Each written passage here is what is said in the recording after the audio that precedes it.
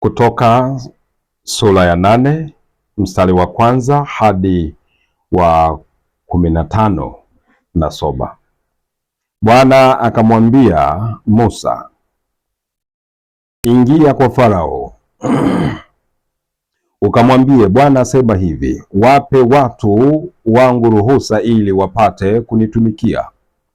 Tena kama ukikataa kuwapa ruhusa, tazama, nitaipiga mipaka yako yote kwa kuleta vyura, na huo mto utafurika vyura, nao watakwea juu na kuingia ndani ya nyumba yako na ndani ya chumba chako cha kulala na juu ya kitanda chako na ndani ya nyumba ya watumishi wako na juu ya watu wako na ndani ya meko yako na ndani ya vyombo vyako vya kukandia unga.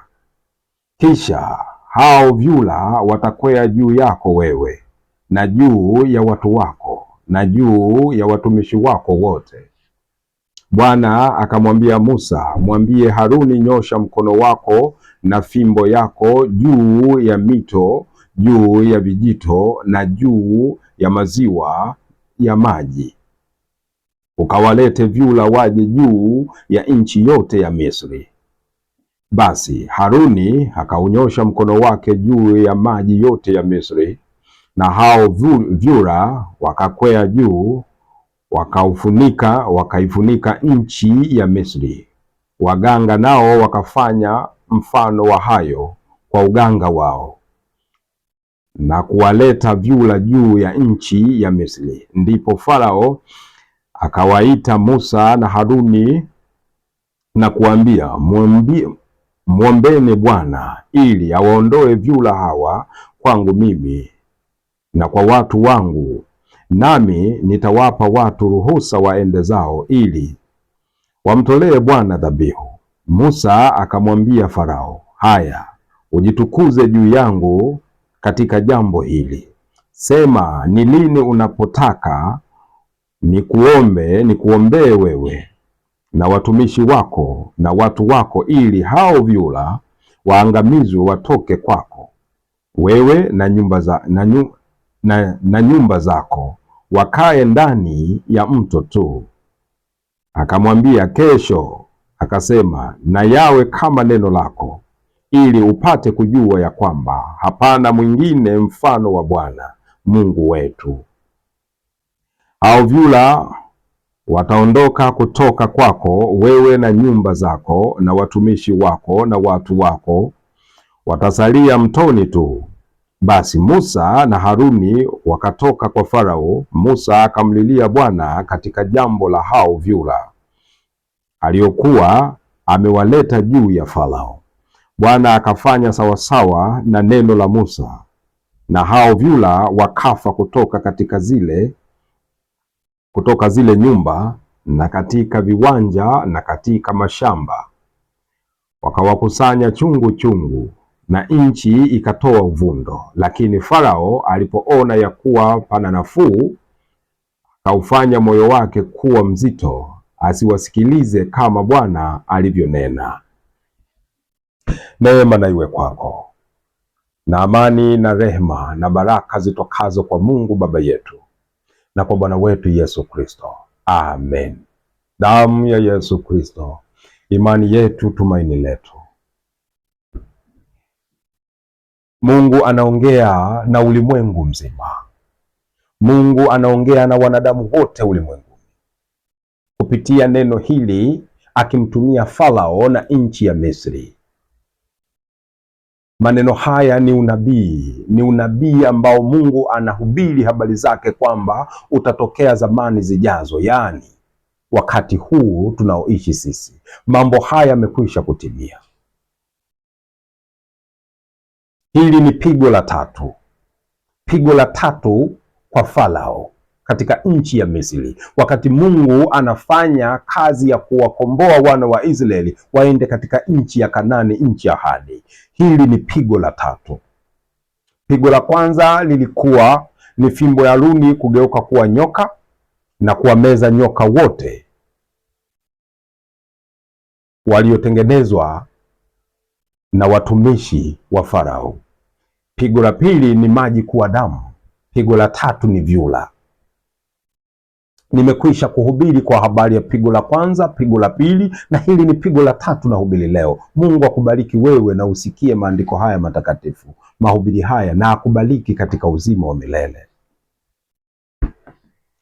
Mungu anamwambia Musa na Haruni, nenda ukakutane na Farao, umwambie awaache watu wangu huru waende wakanitumikie. Awaache waondoke, ninawahitaji watu wangu. Lakini kama kikataa, basi ufanye neno hili,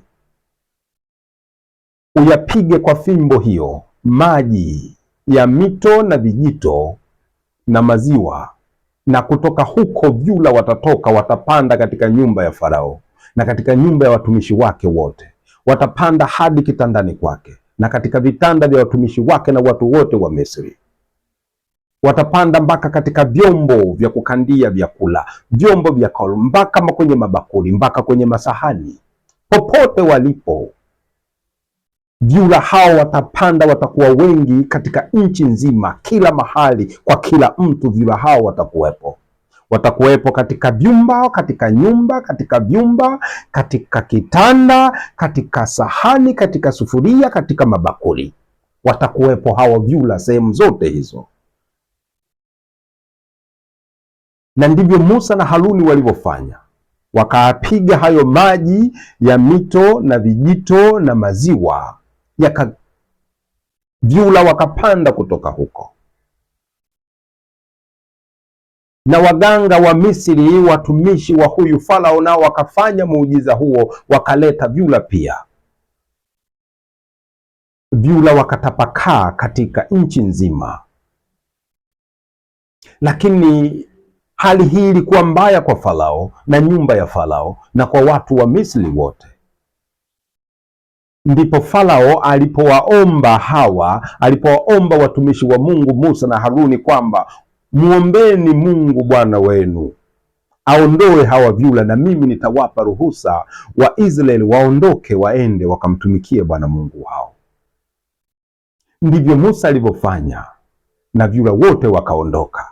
Lakini walipoondoka, Farao akagoma kuwaachia wana wa Mungu waende kumcha Mungu, kwa sababu lilikuwa ni neno la Mungu kwamba wakati bado hadi yatimie mapigo yote. Kwa nini? Kwa sababu Mungu anatufundisha sisi, sio anamfundisha Farao, bali kupitia Farao anatufundisha ulimwengu kwamba nyakati zinakuja, siku zinakuja ambao dunia itakumbwa na hii hali ya vyura ulimwenguni kote, katika kila nyumba, katika kila kitanda, na katika kila sufuria, kila bakuli, kila mahali, kila sahani. Ulimwengu utatapakaa vyura. Na leo vyura wako ulimwenguni kote, kila nyumba, kila chumba, katika kila vyombo vya kukandia chakula, vyura wako huko.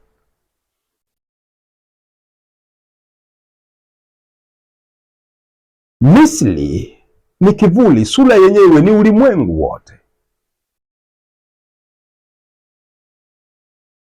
Vyura ni kivuli, sura yenyewe ni watumishi wa uongo, wachungaji wa uongo, mitume na manabii wa uongo. Watumishi hao wanawakilisha na huyu chula, vyura hao. Huku yuko Musa na Haruni, hawa watumishi wa Mungu, lakini hawa vyura ni watumishi wa uongo, wapinga Kristo. Watajaa ulimwenguni kote, kila nyumba watakuwepo, mpaka kwenye masufuria ya kupikia vyakula watakuwepo. Hawa ni watumishi wa kuzimu. Hawa wanamilikiwa na roho za mashetani, roho za kuzimu. Kwa hiyo Ibilisi ameinua watumishi wake ulimwenguni wenye roho za kuzimu.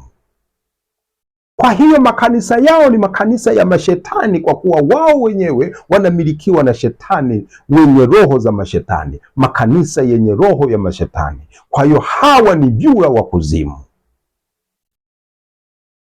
kama vile neno la Mungu linavyosema katika kitabu cha Ufunuo sura ya 16 mstari wa 13 hivi, tusome mara moja. Ufunuo sura ya 16 mstari wa 13 na wa 14 unasema hivi: nikaona roho tatu za uchafu zilizofanana na vyura zikitoka katika kinywa cha yule joka na katika kinywa cha yule mnyama na katika kinywa cha yule nabii wa uongo. Hizo ndizo roho za mashetani zifanyazo ishara zitokazo na kuwaendea wafalme wa ulimwengu wote, wakusanya kwa vita ya siku ile kuu ya Mungu Mwenyezi. Roho Mtakatifu anasema kwa habari ya roho tatu ambao hawa wako kwa mfano wa vyura. Hawa ndiyo roho za mashetani kutoka kuzimu. Hawa vyura tatu wanatoka katika kinywa cha yule mnyama, alafu wanatoka kwa yule kinywa cha nabii wa uongo, wanatoka kwa yule kinywa cha yule joka. Kwa hiyo wanatoka kwa joka, wanatoka kwa mnyama na huyu nabii wa uongo.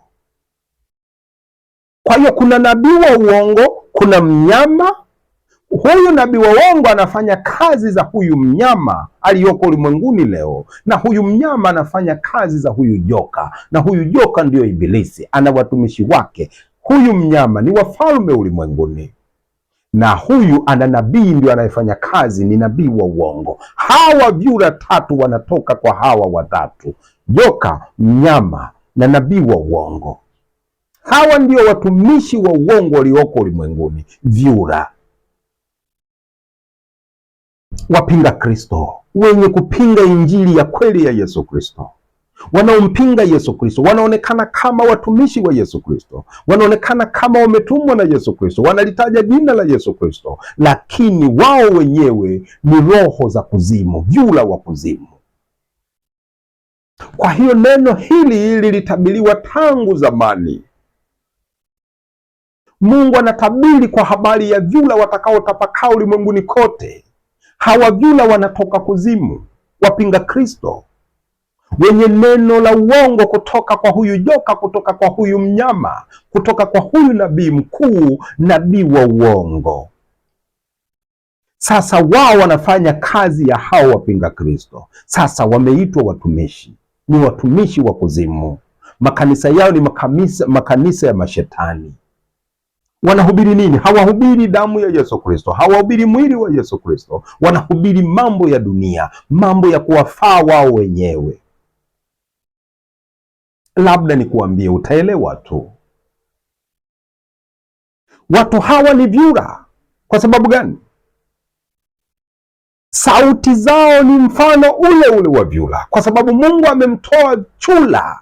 Jinsi alivyo mtumishi wa uongo ndivyo alivyo huyu chura, au jinsi alivyo huyu chura kwa habari ya sauti yake, kwa habari ya tumbo lake na kwa habari ya mienendo yake au hatua zake, ni chura mtupu. Kwa hiyo katika chura tunaangalia vitu vitatu muhimu hapa: sauti yake, tumbo lake na mwenendo wake, hatua zake, kwenda mbele, kurudi nyuma.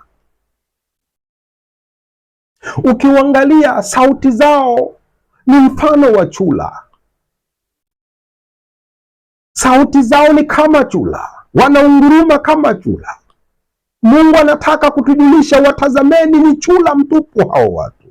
Wanaunguruma, wanatoa sauti ya kuunguruma na kukoroma kama chura, ili kuwavuta watu waonekane wao ni watu wa kweli, wenye nguvu za Mungu, wenye upako, wanasema wao, wenye roho wa Mungu, sauti za kunguruma za kuwatisha wengine na kuwavutia waonekane kwamba wana nguvu, wana neno la Mungu, wameshukiwa na Roho Mtakatifu. Kumbe matapeli watupu, matapeli watupu, wadhulumwaji, wezi wakubwa, mafisadi.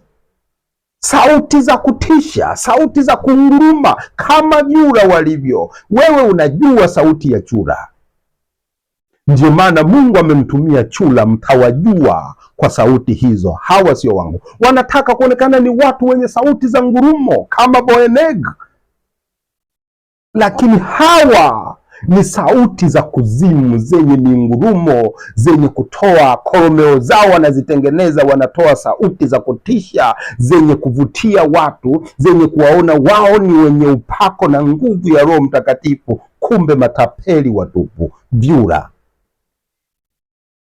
Maneno wanayonena kwa hizo sauti zao ni maneno yao wenyewe. Wanatoa sauti za mingurumo, wananena maneno yao wenyewe.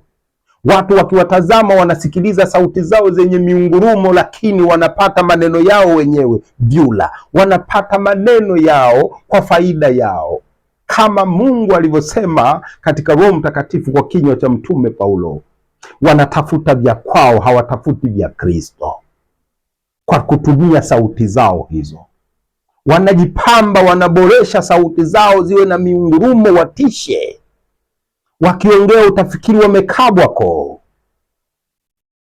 lakini ni matapeli watupu, wezi wakubwa, waasi, wapinga Kristo. Hawana neno la Mungu, wananena maneno yao wenyewe. Madhabahuni pao wanarukaluka, wanaluka utafikiri vyura, wanakwenda huku wanakwenda huku, wanalukaluka wakihubiri, hawatulii, ni kulukaluka mtupu. Chura mkubwa, vyura vya kuzimu. Ndiyo maana Mungu kamtumia chura kuwaonyesha watumishi wa uongo watakaokopa, hawatulii, wanarukaluka kuonyesha wana nguvu, wana upako, wana Roho Mtakatifu, wanarukaluka. Wengine wanaluka, wanagagana chini, wanaruka, wengine hadi sarakasi. Ni kama chura, kuluka kwenda kurudi, na sauti za kutisha, sauti za mingurumo za kuwavutia watu na kuwajulisha watu kwamba wana Roho Mtakatifu, wana nguvu za mbinguni, kumbe matapeli wakubwa. Hawana neno la Kristo, wananena maneno yao ya dunia. Na kwa sauti hizo wanawavuta wengi, kwa sauti hizo wanawavutia wengi, wanakwenda kwao. Kwa miondoko hiyo na hatua zao za kulukaluka kwenda huku na sauti zao wanawavuta watu wengi, wanawaendea wao. Sasa kwa kuwa watu wengi wanaenda kwao, wao matumbo yao yanazidi kupanuka, matumbo yao yanakuwa kama matumbo ya vyura, yanapanuka. Hawafanyi kazi ya Mungu, wanafanya kazi kwa ajili ya matumbo yao. Ndiyo maana Mungu amemtumia chura. Angalia tumbo la chura, angalia sauti ya chura, angalia tumbo la chura, angalia mwondoko wa chura. Sasa hawamtumikii Bwana wetu Yesu Kristo, wanatumikia matumbo yao. Watu hawa adui wa msalaba wa Yesu Kristo wanatumikia matumbo yao. Hawahubiri injili ya Yesu Kristo, kumpa Yesu Kristo uzao. Wanahubiri fedha na mali, kujaza matumbo yao. Wanahubiri majumba na magari, kuwa wao matajiri, wanajaza tu matumbo yao. Roho za watu zinazidi kukonda kwa njaa ya roho, njaa ya roho. Wao wanazidi kukusanya fedha na mali, wanajaza matumbo yao, wanazidi kunona matumbo yao. Hawahubiri mwili na damu ya Yesu Kristo kuwaleta watu katika uzima wa milele roho zao. Wanahubiri fedha na mali kujaza matumbo yao. Ni vyura wa kuzimu hao. Mtume Paulo amewataja watu hao. Amewataja katika Warumi 16 mstari wa 17 na 18. Tusome mara moja. Tusome. Warumi 16 mstari wa 17 anasema, ndugu zangu na wasihi, waangalieni wale wafanyao fitina na mambo ya kukwaza kinyume cha mafundisho mliojifunza, mkajiepushe nao, mkajiepushe nao. Kwa sababu walio hivyo hawamtumikii Bwana wetu Kristo, bali matumbo yao wenyewe, na kwa maneno laini na ya kujipendekeza waidanganya mioyo ya watu wanyofu. Angalia Mtume Paulo anavyowataja watu hawa. Watu hawa ni watu wa fitina, watu wa vita, watu wa magomvi. Kutukanana siku zote hakuishi. Wanaunguruma kana kwamba huyu anaunguruma kwa stari yake, huyu anaunguruma kwa stari yake, lakini yote hiyo kuwanasa watu wengi waende kwake. Yeye tumbo lake linazidi kupanuka. Hawamtumikii Yesu Kristo. Kwa sababu hiyo unaweza ukaona mwenyewe kwamba huko unakokuwa unaabudu au hao unawasikiliza, unaweza kuona wewe mwenyewe. Huwezi kusikia mwili na damu ya Yesu Kristo inahubiriwa huko. Mwili wa Yesu Kristo ndio uliotolewa kwa ajili ya dhambi zetu, tumeamriwa tuhubiri huo. Damu ya Yesu Kristo ndio iliyomwagika kwa ajili ya msamaha wa dhambi zetu, ikafuta dhambi zetu, na ndio maana tumepata neema ya kuitwa wana wa Mungu wenye haki. Kwa damu ya Yesu Kristo tumeamriwa ihubiriwe hiyo. Wao huwezi kusikia wanahubiri hiyo. Wanahubiri nini? Fedha na mali. Wanahubiri utajiri. Wewe unasikia, wewe mwenyewe ni shahidi. Mtume Paulo anasema kwamba watu hawamtumikii Bwana wetu Yesu Kristo, bali wanatumikia matumbo yao. Anayataja hapa, anataja Mtume Paulo hapa, anasema mstari wa 18, kwa sababu walio hivyo hawamtumikii Bwana wetu Kristo, bali matumbo yao wenyewe. Wanafula matumbo kama vyura, ni mabwenyenye, wanatuna matumbo yao, wanakuwa wamejaza fedha na mali za watu kwenye matumbo yao. Wao wanakuwa matajiri, roho za watu zinakonda, kwa sababu hawahubiri damu ya Yesu Kristo, wanahubiri fedha na mali wanayoitaka wao, vyura wa kuzimu. Mungu alitabiri tangu zamani kwa pande wa Farao, alitabiri tangu zamani katika nchi ya Misri, katika pigo la tatu, kwamba vyura wataenea ulimwenguni kote, na hawa vyura watapanda, watakuwa katika kila nyumba ya mtu na kila kitanda na kila bakuli na kila sahani na kila sufuria, watakuwa humo. Kwamba nini maana yake? Kwa nini kila bakuli, kila sahani, kila sufuria, vyombo vya vyakula? Kwa nini? Wanahubiri fedha na mali, wanahubiri vitu vya dunia, wanakusanya vyakula vya watu, wanaweka majumbani kwao, wao wananenepa, matumbo yanafula, watu wanakonda. Wameiacha injili ya Yesu Kristo, hawahubiri mwili na damu ya Yesu Kristo, kwa sababu injili inasema mwili wa Yesu Kristo ndio chakula cha uzima, damu ya Yesu Kristo ndio kinywaji cha uzima wa milele. Sasa wao hawahubiri hiki chakula na kinywaji cha uzima wa milele, wanahubiri vyakula vya dunia na vinywaji vya dunia kwa ajili yao kutuna matumbo yao, wanajinenepesha wao, sio Kristo. Kwa sababu injili ya Yesu Kristo ni chakula cha roho na ni kinywaji cha roho, lakini wao wanahubiri maneno ya dunia ambayo ndiyo chakula cha mwili na kinywaji cha mwili. Wanaoshiba ni wao, wanafula kama chura. Ndio maana Mungu akatoa mfano wa vyura. Hawana injili ya Yesu Kristo, ni vyura hao. Hao wameandaa matumbo yao tu, wanatumikia matumbo yao. Wako hapo wanaitwa wachungaji, wako hapo wanaitwa wainjilisti, mitume na manabii, lakini sio kwa ajili ya Yesu Kristo, ni kwa ajili ya matumbo yao. Kwa hiyo sauti zao ndio chambo ya kuwavuta watu. Masauti yao ya kuunguruma, masauti yao ya kufoka ndio chambo cha kuwavuta watu waonekane wao wana nguvu, lakini kumbe wanakusanya vyakula vya watu. Wako katika kila nyumba ulimwenguni kote. Kwa Wakristo wanakula kwa wajane, wanakula kwa yatima, wanakula kwa wagonjwa. Hawana aibu hao watu, wanakusanya. Ndio maana anasema watakuwepo mpaka kwenye vyombo vyako vya kukandia unga. Wanakula kwa wadhaifu, wanakula kwa maskini. Ni majitu hatari, ni mbwa wasio na huruma, hawashibi hao. Isaya amewataja katika sura ya 56 mstari wa 10, ni mbwa wa 10 na kuendelea. Mbwa hawa hawajui kulia wala hawashibi. Vyura wanajaza matumbo yao. Kwa hiyo wametumwa na matumbo yao kuwa katika kazi hii ya Bwana wetu Yesu Kristo, ila wanaifanya kazi hii kwa jina la Yesu Kristo. Wamejificha kwa jina la Yesu Kristo, na makanisa yao, maghala yao, masoko yao wanayaita makanisa kwa jina la Yesu Kristo. Kumbe ni masoko ya kibiashara na maghala, store. Vyura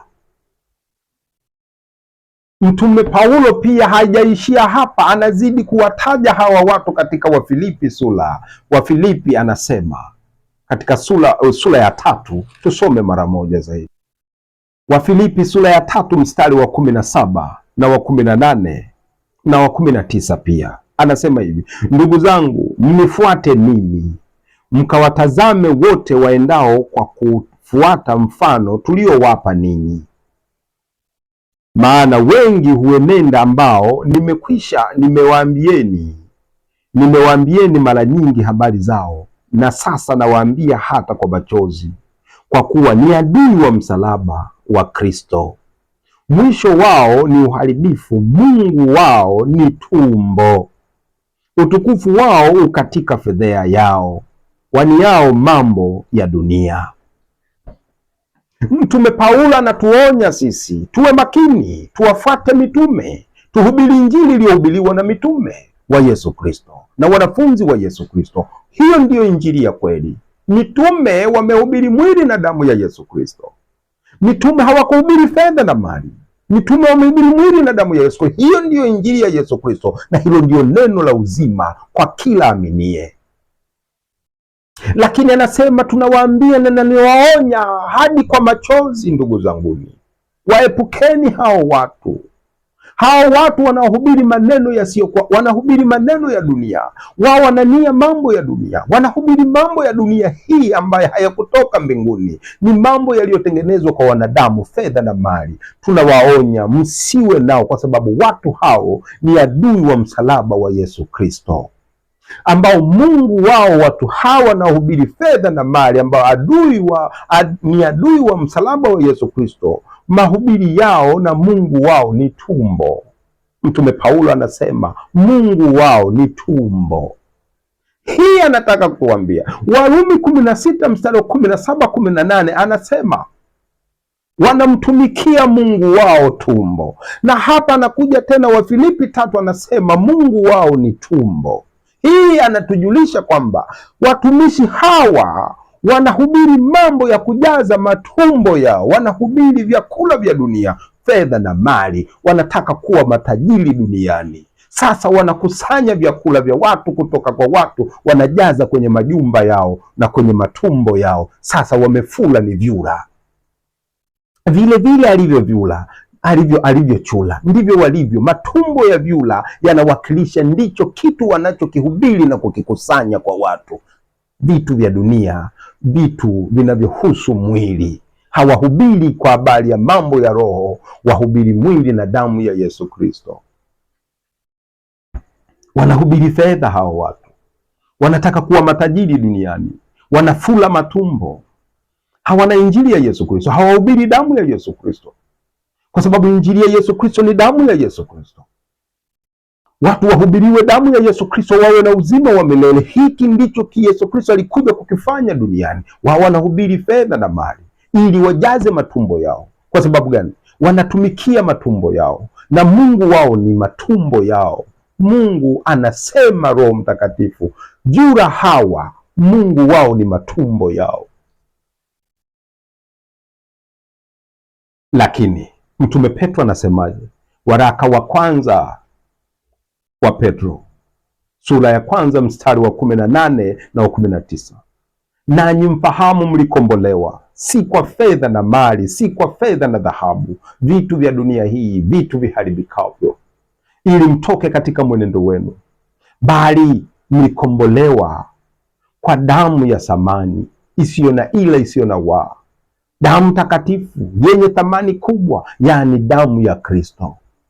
Hatukukombolewa kwa fedha na mali. Mtume Petro anasema hatukukombolewa kwa fedha na mali hata tuhubiri hiyo fedha. Wanaohubiri fedha ni vyura wote. Tulikombolewa kwa damu ya Yesu Kristo. Kwa hiyo tunatakiwa kuhubiri damu ya Yesu Kristo. Ndiyo injili ya kweli ya kuokoa watu, kuwapa watu uzima wa milele. Damu ya Yesu Kristo, siyo fedha. Wewe umetoka wapi? Mchungaji wa wapi? Umetumwa na nani? Unahubiri fedha na mali madhabahuni, unahubiri fedha na mali kwenye kanisa. Umetumwa na nani? ni vyura, roho za kuzimu, roho za mashetani zinazofanya kazi ya lile joka za yule mnyama na yule nabii wa uongo. Hawa wote ni watumishi wa kuzimu na makanisa yao ni makanisa mashetani, wote wanaohubiri fedha. Huo ndio ukweli Yesu Kristo anatuambia. Unawezaje kuhubiri fedha? Umetumwa na nani? Mungu wako fedha.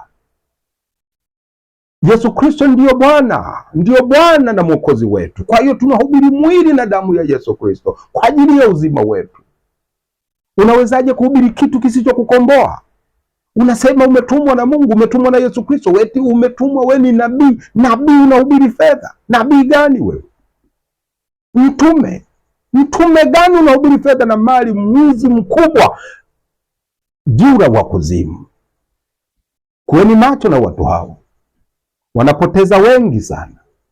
Wanaonekana kunona, wanaonekana wana watu wengi, na watu wanakusanyika huko kwa sauti zao, wanawavuta kwa sauti zao zenye miungurumo, wanawavuta kwa mapozi yao ya madhabahuni ya kurukaruka kama vyura, wanawavuta watu wengi, na wakija hapo wanakusanya fedha na mali, wanawahubiria fedha na mali, wanakusanya fedha na mali. Wao wanakuwa matajiri, wanafula matumbo kama vyura. Watu wote wanaelekea kuzimu kwa sababu hawapati chakula cha roho, bali wanahubiriwa mambo ya dunia. Wasijue hawa watumishi wanaowafuata Mungu wao ni tumbo. Sasa wanaenda kumtafuta Yesu Kristo kwa watu wenye kumwabudu tumbo. Ni ajabu sana. Njoo tuabudu pamoja, njoo tuabudu pamoja. Sikiliza mahubiri haya kwa ajili ya uzima wa roho yako. Mungu amekupa neema ya kuishi, unaishi, utakula, atakulinda, lakini pambania uzima wa milele unaokuja. Ni hatari kubwa. Watumishi wa Mungu tunahubiri neno la Mungu, lakini watu wanaruka, hawataki kusikiliza. Wanataka kusikiliza mahubiri ya wale waliotumwa na Mungu wao tumbo. Na wewe umekuwa mtumishi wa tumbo. Kwa nini usikilize mahubiri ya tumbo? Kama kula umepewa kula, utakula. Damu ya Yesu Kristo iliyomwagika msalabani ni kwa ajili yako. Hiyo ndiyo Mungu anataka uisikilize. Kuwa makini sana, mtu wa Mungu. Kuwa makini sana. Kama unampenda Mungu, kama unampenda Yesu Kristo, basi taka kuhubiliwa damu ya Yesu Kristo.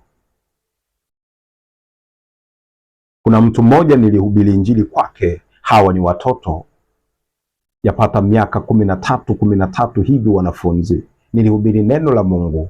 Watoto hawa walikuwa na roho wa Mungu. Hata mimi niliona, hata nikasema Mungu asante, kwa sababu umechagua watoto walikubali neno lako, watoto wote wa darasa hilo. Nikasema ndiyo, Mungu umetimiza neno lako, kwamba umewachagua watoto wasikie neno lako na walipende. Basi mtoto mmoja akaenda katika kanisa lao huko akajikuta ametamka kwa mchungaji wake, akasema, Pastor, naomba utuhubirie mwili na damu ya Yesu Kristo. Pastor alikunja uso ghafla, na kwa sababu kulikuwa na watu, yule mtoto akaanza kurudi kinyume nyume, manake pastor ametoa macho kana kwamba nataka kumlukia. Yule mtoto anasema, ni kwa sababu ya watu alishindwa kunikamata, aliona aibu. Lakini anasema, mwalimu, ilikuwa ni hatari, sikuangaliwa kwa wema. Nikamwambia, usifanye hivi tena, wewe mwenyewe umeshuhudia. Anasema, nilitaka kuona kwa nini mchungaji wetu ahubiri mwili na damu ya Yesu Kristo kama wewe. Nikamwambia hivi, nilifikiri atafurahi, lakini alikasirika mno na akaniona kama ni adui. Kweli nimeamini watumishi wengi sio watumishi wa Kristo, kwa sababu niliposema hivi nilitegemea atafurahi kusema nitahubiri damu ya Yesu Kristo. We mtoto, unataka kujua kwa habari ya Yesu Kristo, nitahubiri hiyo. Lakini matokeo yake alinikasirikia. Nikamwambia, usifanye hivyo, hii injili iwe siri yako. Watu wengi usioni ni watumishi, hawampendi Kristo, ni adui hao. Labda ungemwambia nihubiriwe mafanikio, namna ya kupata pesa, angefurahi. Namna ya kubarikiwa, angefurahi, kwa sababu angekuambia toa ili ubarikiwe. Yule mtoto ni wa kike akaniambia, mwalimu, nimeelewa, nimeliweka moyoni, hili ni hatari kubwa duniani. Nikamwambia naam, Mungu amekuchagua wewe, sio wewe tu, wote, ili mulisi uzima wa milele. Ndugu yangu, epuka, wakimbie hawa vyula wanaohubiriwa makanisani, wanaohubiri makanisani, wanawageuza ninyi wote muwe vyula. Wao wanashiba, wao wanatumikia matumbo yao, Mungu wao ni tumbo. Wanaunguruma, nyinyi wenyewe ni mashahidi. Wanarukaruka madhabahuni, ninyi wenyewe ni mashahidi. Kama vyula wamefula matumbo yao kama vyula vile vile. Ndio maana Mungu akatoa fumbo hili, unabii huu ulimwenguni, kutakuwako na hiki kitu, lakini Mungu atawaokoa watu wake. Ndio maana anasema uombe. Musa akaomba hawa vyula wasiwepo, kwa sababu ametubu Farao. Kwa hiyo kila mtu atakayerudi kwa Yesu Kristo kutubu, sisi tuko hapa tunaomba kwa Mungu, na Mungu anawaokoa watu wake, anawatoa hao vyula kwao. Yaani wao wanatolewa huko kwa mavyula, wanakuwa wanajiunga na kanisa takatifu. Mungu atafanya hivi kila siku na milele, ataokoa watu wake. Ondoka huko kwenye vyula. Hakuna Mungu huko. Uko upande wa Farao wewe, haupo upande wa wana wa Mungu Gosheni. Mungu akubariki sana. Najua hii ndiyo neema Mungu amekupa usikie mahubiri haya, na leo umejua pigo la tatu ambalo Farao alipigwa linawakilisha watumishi wa uongo. Mungu alikuwa anatuambia kwa habari ya watumishi wa uongo, na hata sasa utaendelea kulijua pigo la 4 pia, na la 5 na la 6 na la 7 na la 8 na la 9, yote utayajua hadi pigo la 10. Mapigo yote utayajua. Utajua Mungu alikuwa anafundisha nini, na Mungu akusaidie wewe. Mungu akubariki wewe unayefuatilia. Mungu akubariki sana, alinde familia yako, ubarikiwe, uishi milele, twende mbinguni. Neema na iwe kwako, na amani na rehema zitokaze kwa Mungu Baba yetu na kwa Bwana wetu Yesu Kristo. Amen.